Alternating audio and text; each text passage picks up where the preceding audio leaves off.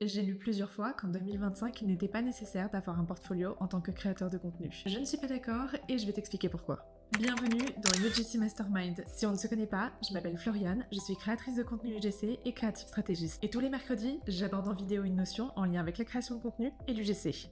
Les réseaux sociaux c'est bien, mais lorsqu'il s'agit de montrer son travail, ça peut rapidement avoir des limites. C'est pourquoi, même en 2025, il est important d'avoir un portfolio. Le portfolio est utilisé par tous les métiers créatifs pour montrer son travail, que ce soit les graphistes, les web designers, les monteurs ou même les vidéastes. L'avantage dans un portfolio, c'est que tu peux vraiment faire transparaître ta nature et ta personnalité. Ça te permet également d'apporter des infos supplémentaires par rapport à ton travail, telles que le nombre de vues de tes vidéos organiques, les statistiques de tes vidéos publicitaires, ou encore des études de cas quand tu as réalisé plusieurs vidéos au sein d'une même campagne. Mais alors, que faut-il mettre dans un portfolio ? Je t'explique. Clairement, des portfolios, j'ai dû en consulter des centaines en tant que créative stratégiste, donc je sais de quoi je parle. Je t'ai fait une synthèse de ce que tu dois mettre et ne dois pas mettre dans ton portfolio, sur la base de tout ce que j'ai regardé, et c'est valable pour les débutants comme pour les expérimentés. Mon premier conseil est qu'il faut de la diversité. Lorsqu'une marque regarde ton portfolio, elle a besoin de se projeter avec toi. Mais si elle recherche quelqu'un pour une vidéo de type témoignage et que dans ton portfolio, il n'y a que des vidéos produits et esthétiques, alors elle va très rapidement passer au profil suivant. C'est très important d'avoir un portfolio dans lequel tu montres tout ce dont tu es capable. Voici une liste des formats que tu dois absolument inclure dans ton portfolio en 2025.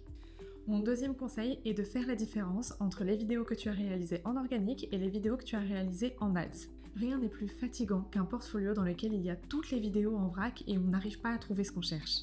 Je te conseille donc de faire un premier tri entre les vidéos que tu as fait en organique et les vidéos en ads et de le marquer dans une sorte de légende sous ta vidéo. À partir d'un moment, tu auras assez de vidéos pour réaliser deux sections bien distinctes dans ton portfolio, une pour les vidéos ads et une pour les vidéos organiques. Mon troisième conseil serait de trier tes vidéos selon la niche. Il est évident qu'une marque de skincare n'est pas forcément intéressée par ce que tu as fait en UGC dans la niche cuisine. Et même si ça paraît évident, je le précise parce que j'ai vu de nombreux portfolios dans lesquels tout était mélangé et c'était un véritable enfer pour trouver les vidéos qui m'intéressaient vraiment. Je te suggère donc de penser à trier tes vidéos par niche et de le faire apparaître sous forme de section, ou bien, si tu n'as pas assez de vidéos, de simplement le noter dans la légende que c'est une vidéo organique réalisée par exemple dans la niche skincare ou haircare. Ensuite, mon dernier conseil est de bien choisir tes vidéos. Un portfolio, ça se met à jour régulièrement de façon à montrer uniquement la crème de ton travail. Pas besoin de lister toutes les vidéos sur lesquelles tu as déjà travaillé au risque de complètement noyer les visiteurs de ton portfolio. Fais plutôt une sélection de tes meilleures vidéos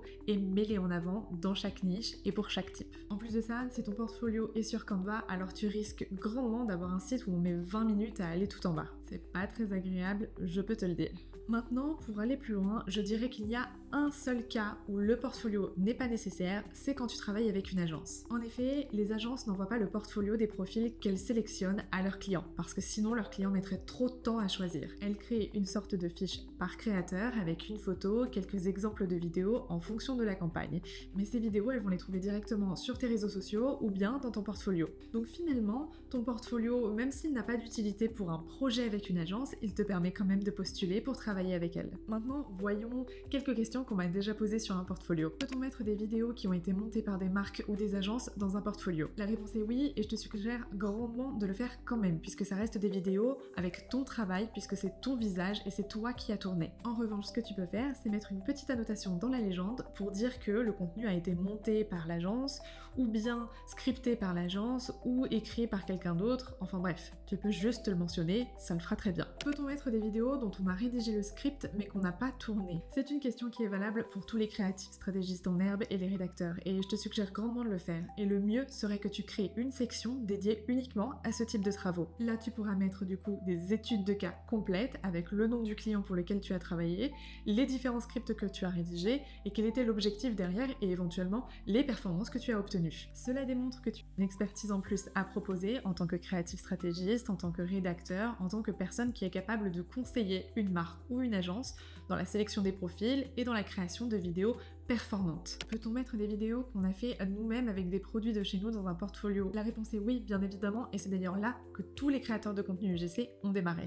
On a commencé avec des produits de chez nous qu'on a mis sur notre portfolio et qui nous a permis de décrocher nos premières collaborations. Pas besoin d'ailleurs de préciser que ce n'est pas une vraie collaboration. Dans ton portfolio, on veut voir ce dont tu es capable, le travail que tu es capable de faire, donc mets ces vidéos sur ton portfolio. Si vous avez d'autres questions, je vous invite à les poser en commentaire, j'y répondrai avec grand plaisir et en attendant, n'oubliez pas de vous abonner car tous les mercredis, on aborde ensemble une notion en lien avec la création de contenu ou UGC. Ciao!